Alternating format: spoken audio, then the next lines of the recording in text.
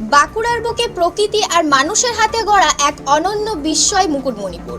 কংসাবতী ও কুমারী নদীর মিলনস্থলে অবস্থিত এই জলাধারেই রয়েছে ভারতের দ্বিতীয় বৃহত্তম মাটির বাঁধ। প্রায় 11 কিলোমিটার দীর্ঘ এই বাঁধ ঘিরেই গড়ে উঠেছে বাঁকুড়ার অন্যতম জনপ্রিয় পর্যটন কেন্দ্র, যাকে পর্যটকেরা ভালোবেসে ডাকেন বাঁকুড়ার রানী নামে। চারপাশে সোনাঝুরি জঙ্গল, ছোট ছোট টিলা আর বিস্তীর্ণ জলারাশি সব মিলিয়ে মুকুটমণিপুর যেন এক শান্ত সবুজ ছবির ফ্রেম।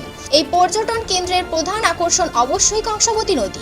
বাঁধের উপর দিয়ে হাঁটলে একদিকে জলাধারের নীল জল, অন্যদিকে পাহাড় আর জঙ্গলের দৃশ্য, মনে গেঁথে যাওয়ার মতো অভিজ্ঞতা।